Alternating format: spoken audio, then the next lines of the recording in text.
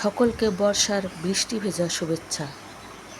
আজ আমি রান্না করব মাসকলাইর ডাল এবং সাদা ভাত ও রুই মাছের ডিমের ঝরঝরে ভাজি। এজন্য আমি ডাল আগে চুলোতে বসিয়ে দিয়েছি এবং অন্য পাশের চুলোতে ভাত বসিয়ে দিয়েছি। ডাল হয়ে গেছে, এবার আমি ডালটাকে সম্বার বা বাগার যে যাই বলেন সেটা দেবো। এজন্য আমি পেঁয়াজ লাল করে নিচ্ছি। মাসকলাইর ডালে রসুন না দিলেও চলে, একটু দিয়ে দিলাম পাঁচফোড়ন। আমি ডালটাকে সম্বাদ দিয়ে দিয়েছি, এবার ডালটাকে নামিয়ে নেব।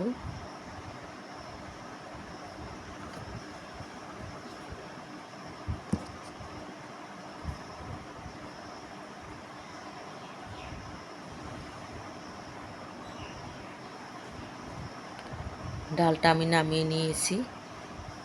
এবার আমি চুলোতে বসিয়ে দেব কড়াই মাছের ডিমের ঝুরি ভাজার জন্য। এজন্য আমি আগেই কাঁচামরিচ পেঁয়াজ রসুন কেটে রেখেছি, কড়াইতে দিয়ে দিলাম। মাছের ডিম আমি হালকাভাবে ধুয়ে নিয়েছি, কারণ মাছের ডিম ধোয়া একটু কষ্ট, খুব হালকাভাবে ধুয়ে নিতে হয়। দিয়ে দিলাম সাদা তেল। এবার আমি কাঁচামরিচ পেঁয়াজ হালকা একটু রসুন দিয়েছি, সেটাকে ভালোভাবে লাল লাল করে ভেজে নেব।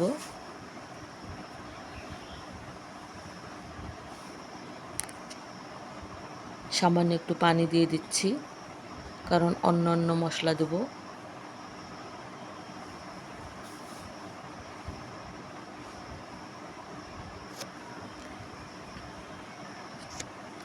দিয়ে দিচ্ছি স্বাদ মতো লবণ, সামান্য হলুদ, একটু মরিচের গুঁড়ো, ধনে গুঁড়ো, জিরে বাটা সব কিছু দিয়ে এবার আমি মশলাটাকে আবারও ভালোভাবে কষিয়ে নিচ্ছি। মশলা কষানো হয়ে এসেছে, এবার আমি মাছের ডিমটাকে ছেড়ে দিলাম। আমি বারবার নেড়ে দিব, তা না হলে লেগে যাবে। বারবার নেড়ে চেড়ে মাছের ডিমটাকে খসিয়ে নিতে হবে।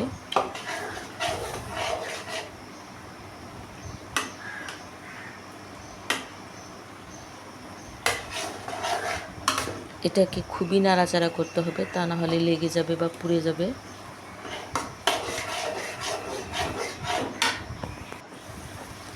মাছের ডিম এর ঝরঝরে ভাজি হলে আর অন্য কোনো তরকারির প্রয়োজন পড়ে না, এটা দিয়েই ভাত খাওয়া হয়ে যায়। আমার কাছে তো খুবই ভালো লাগে, আমার বাড়ির সকলেও পছন্দ করে এভাবে মাছের ডিমের ঝরঝরে ভাজি। একটু সময় লাগে। আমি বারবার নেড়ে চেড়ে দিচ্ছি। মাছের ডিমের ভাজিটা প্রায় হয়ে গেছে, এবার আমি নামিয়ে নিচ্ছি। লাল লাল কালার হলে নামিয়ে নিতে হবে। নামিয়ে নিলাম মাছের ডিমের ঝরঝরে ভাজি। মাছের ডিমের ঝরঝরে ভাজি সবাই খেতে পারবে, এতে কোনো বাধা নিষেধ নেই, এবং যার যেটা রুচি, যার ভালো লাগবে সে খেতে পারবে। ধন্যবাদ সকলকে আমার এই ভিডিওটি দেখার জন্য। সকলকে আবারও আন্তরিক শুভেচ্ছা।